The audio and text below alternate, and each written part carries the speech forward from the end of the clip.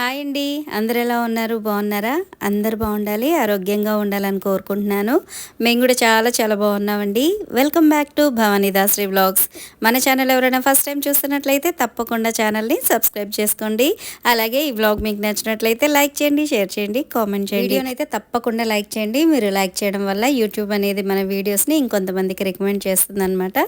So తప్పకుండా like చేయండి. ఇక వీడియోలోకి అయితే వెళ్ళిపోదామండి.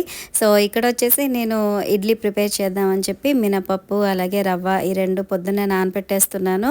సో మినపప్పులో కొద్దిగా మెంతులు కూడా యాడ్ చేశానండి, అంటే ఇడ్లీలు కొంచెం సాఫ్ట్గా వస్తాయి అన్నమాట. సో ఇవైతే ప్రిపేర్ చేసేసాను. ఎంత ఎక్కువగా నానబెట్టుకుంటే అంత సాఫ్ట్గా వస్తాయండి ఇడ్లీలు అనేవి.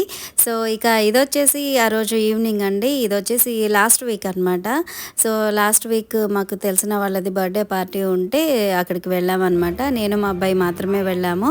మా వారికి ఆఫీస్లో మీటింగ్ ఉండింది. సో మేమిద్దరమే అటెండ్ అయ్యామన్నమాట బర్త్డే పార్టీకి. అలాగే అక్కడ మాకు తెలిసిన అంకుల్ అలాగే ఆంటీ ఇద్దరు వచ్చారు వాళ్ళ మనవాళ్ళతోటి. సో అంకుల్ పేరు వచ్చేసి సువన్ రాజ్ అంకుల్ అనమాట. అలాగే ఆంటీ వచ్చేసి సంధ్య ఆంటీ. సో ఇక్కడ మా అబ్బాయి హాయ్ చెప్పండి ఆంటీ అంటే, ఆంటీ అమ్మో నేను వద్దులే నాన్న ఫోటోల్లో వీడియోల్లో అని చెప్పి అంటున్నారు అనమాట. అంకుల్ మాత్రం వాళ్ళ మనవడిని తీసుకొచ్చేసి హాయ్ చెప్పిస్తున్నారు. సో మన ఛానల్ చూస్తూ ఉంటారండి అంకుల్, అప్పుడప్పుడు చెప్తూ ఉంటారనమాట. మేము చూస్తూ ఉంటాము, మునగాకు పొడి ప్రిపేర్ చేసావు కదా, అలాగే ఇంకొన్ని వంటలు కూడా చెప్పారనమాట. నేను అవన్నీ కూడా చూశాను అని చెప్పి. అంకుల్ ఇక్కడ ఉన్నప్పుడు చూడడమే కాకుండా మన వీడియోస్ వాళ్ళ అబ్బాయి దగ్గరికి వెళ్ళినప్పుడు కూడా చూసారంటండి. వాళ్ళ అబ్బాయి యూఎస్లో ఉంటారనమాట. సో అక్కడ ఉన్నప్పుడు కూడా మన వీడియోస్ చూసారంట. అక్కడ నుంచి వచ్చినప్పుడు ఒకసారి కలిసినప్పుడు చెప్పారు, అబ్బాయి దగ్గరికి వెళ్ళామురా మొన్న యూఎస్ వెళ్ళాము, అక్కడ ఉన్నా కూడా నీ వీడియోస్ చూసాము అని చెప్పి అన్నారనమాట. సో నాకైతే చాలా హ్యాపీ అనిపించింది. సో ఇక ఫంక్షన్కి వెళ్ళిన దగ్గర నుంచి అంకుల్ అయితే మా వారిని అడుగుతూ ఉన్నారు, ఏంటి ఈరోజు ఎందుకు రాలేదు ఏంటి అనేసి. సో చెప్పానమాట, ఈరోజు ఆఫీస్లో మీటింగ్ ఉంది అంకుల్ అందుకే రాలేదు, సో అందుకని నేను మా అబ్బాయి ఇద్దరమే వచ్చాము అని చెప్పి చెప్పానమాట. సో ఇంకా అంటే మా వారు అంకుల్ కలిసారంటే ఫుల్ కబుర్లు అంటే కబుర్లు చెప్పుకుంటూనే ఉంటారనమాట, చాలా సరదాగా ఉంటారు. సో అందుకని చెప్పి మా వారిని అడుగుతూనే ఉన్నారు. సో కాసేపు ఆంటీ అంకుల్ తోటి టైం స్పెండ్ చేసేసి భోంచేసుకుని చేసుకుని ఇంటికైతే బయలుదేరామండి. మేము బయలుదేరేటప్పుడు రిటర్న్ గిఫ్ట్ ఇచ్చారు. సో ఇంటికి రాగానే మా అబ్బాయి ఓపెన్ చేసి చూస్తున్నాడు అనమాట, ఏమి ఇచ్చారు ఏంటి అనేసి. సో వాళ్ళైతే ఒక 2 గ్లాస్ జార్స్ అయితే ఇచ్చారండి, బాగున్నాయి. లోపల వైపు గ్లాస్ జారు, పైన మాత్రం ఒక ప్లాస్టిక్ కోటింగ్ లాగా ఇచ్చారనమాట.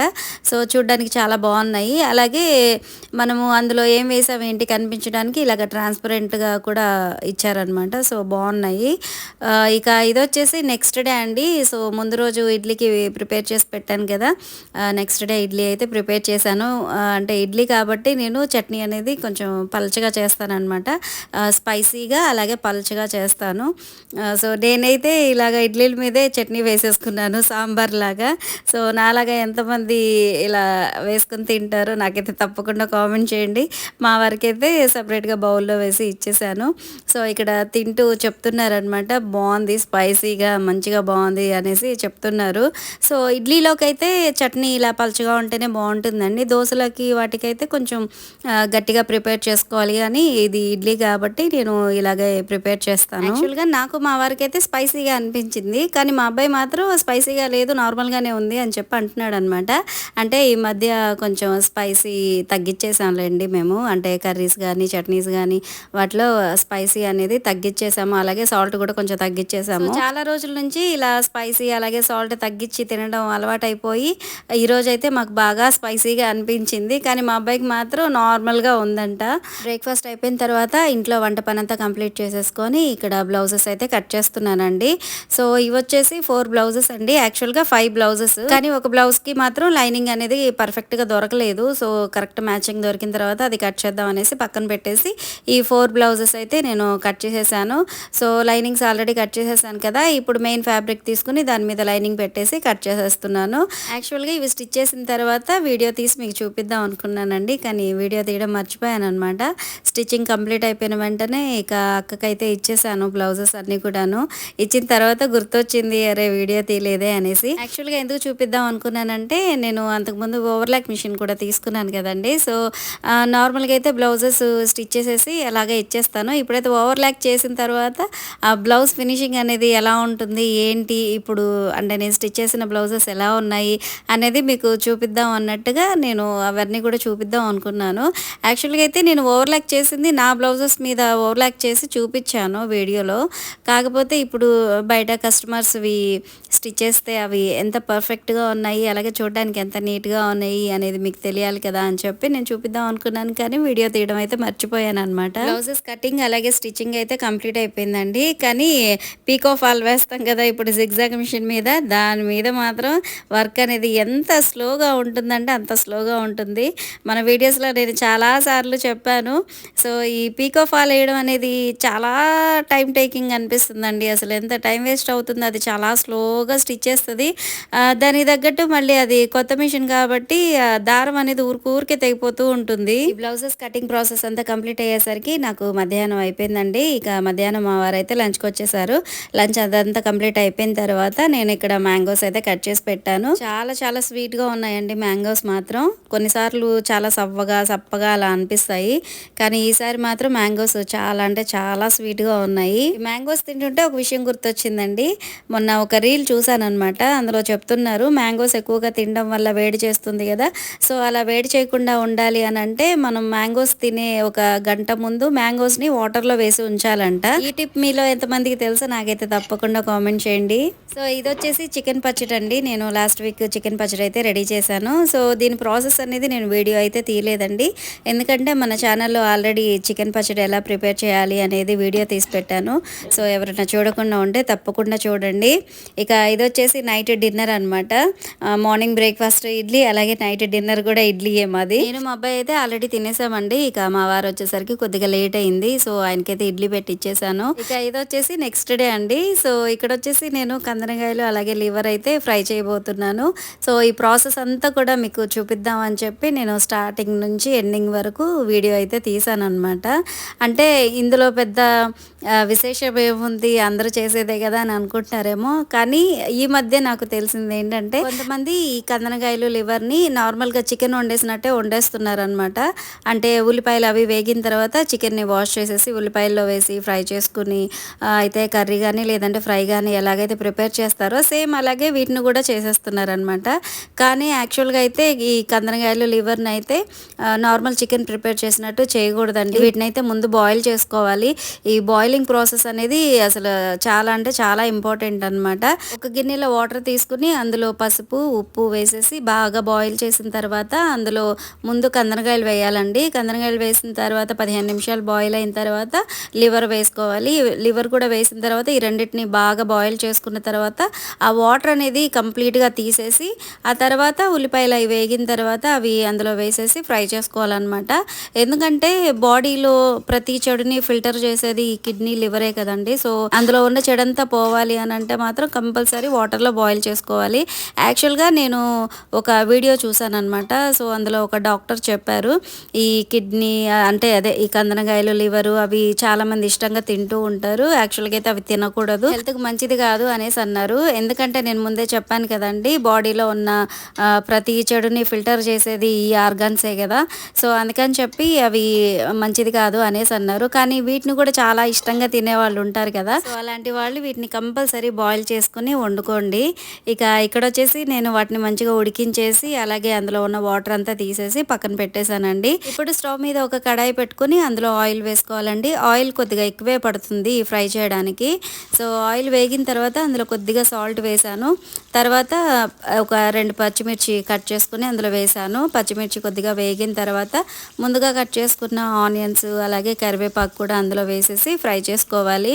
సో ఇందులో నేను ముందుగా సాల్ట్ ఎందుకు వేసానంటే పచ్చిమిర్చి వేసినప్పుడు బాగా చిటపట్లాడుతుంది కదా.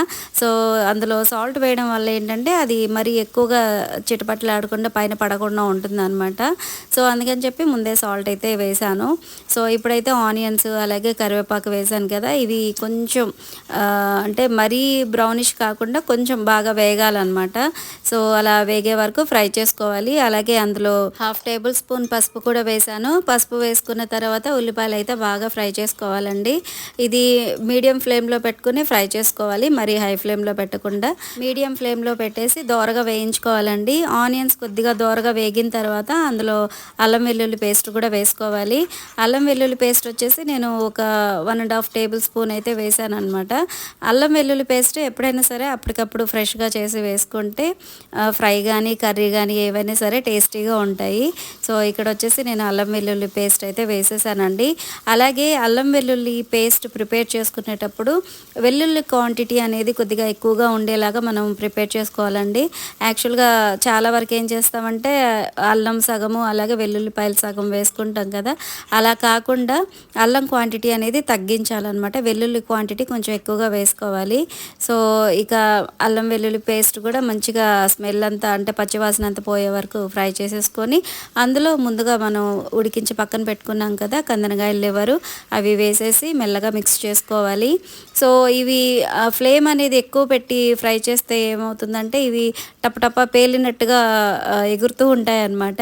సో అందుకని చెప్పి ఫ్లేమ్ అనేది తగ్గించేసి వీటిని ఫ్రై చేసుకోవాలి. సో ఇక్కడ నేను ఐరన్ కడాయిలో ప్రిపేర్ చేస్తున్నాను కాబట్టి ఫ్లేమ్ అనేది బాగా తక్కువలో పెట్టి ఫ్రై చేస్తున్నాను. సో ఇవి బాగా ఫ్రై అయిపోయినాయండి. తర్వాత ఈ టేస్ట్కి సరిపడా గరం మసాలా, ధనియాల పొడి, ఉప్పు, కారం ఇవన్నీ కూడా వేసేసాను.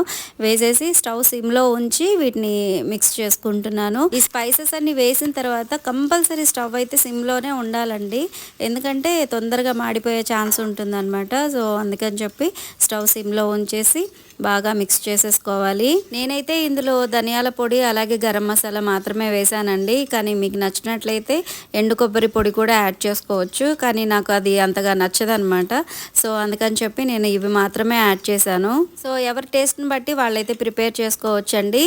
ఇంకొక విషయం ఏంటంటే ఎండు కొబ్బరి వేయడం వల్ల ఏంటంటే ఫ్రై అనేది డ్రైగా అనిపిస్తుంది అనమాట. సో చూడడానికి కూడా అంతగా బాగోదు.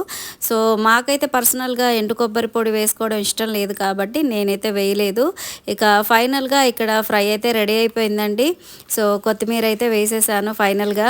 సో కొత్తిమీర కూడా వేసేసి ఇది బాగా మిక్స్ చేసేసుకుంటే మనకి కందనకాయలు లివర్ ఫ్రై అయితే కంప్లీట్గా రెడీ అయిపోయినట్టేనండి. ఈ ఫ్రై చేసుకున్నప్పుడు దీనికి కాంబినేషన్గా మనం రసం కానీ లేదంటే పప్పుచారు కానీ సాంబార్ కానీ ప్రిపేర్ చేసుకుంటే చాలా చాలా బాగుంటుంది. యాక్చువల్గా అయితే మా ఇంట్లో మా అమ్మ ఇలాగే ప్రిపేర్ చేస్తారనమాట. అంటే ఈ కందనకాయల లివర్ని బాయిల్ చేసేసి తర్వాత ఉల్లిపాయలు అవి వేగిన తర్వాత అందులో వేసి ఫ్రై చేసేవాళ్ళు. సో అంటే ప్రాసెస్ మామూలుగా అలాగే చేస్తారేమో అని అనుకునేదాన్ని, కానీ దానికి సైంటిఫిక్ రీజన్లు ఇన్ని ఉన్నాయని నాకైతే తెలియదండి అంతకుముందు. సో అవి తెలిసిన తర్వాత అయితే నేను కంపల్సరీ ఇలాగే ప్రిపేర్ చేస్తున్నాను. సో ఎవరైనా వీటిని ఇష్టంగా తినేవాళ్ళు ఉంటే కనుక కంపల్సరీ వీటిని అయితే బాయిల్ చేసుకుని తర్వాత కర్రీ కానీ అలాగే ఫ్రై కానీ చేసుకొని తినండి. రేపు ఎలాగో సండే కాబట్టి మీరు ఎవరైనా ఇలా ట్రై చేయాలనుకుంటే డెఫినెట్గా ట్రై చేయండి. టేస్ట్ అయితే చాలా అంటే చాలా బాగుంది. మీరు తప్పకుండా ట్రై చేస్తారని అనుకుంటున్నానండి. సో ఫ్రెండ్స్, ఇదండి ఈరోజు వ్లాగ్. ఐ హోప్ మీకు నచ్చిందని అనుకుంటున్నాను. మీకు నచ్చినట్లయితే తప్పకుండా లైక్ చేయండి, షేర్ చేయండి, కామెంట్ చేయండి. అలాగే మన ఛానల్ని సబ్స్క్రైబ్ చేసుకోవడం అయితే అస్సలు మర్చిపోవద్దు. మరొక మంచి బ్లాగ్తో మళ్ళీ కలుద్దాం. Thanks for watching.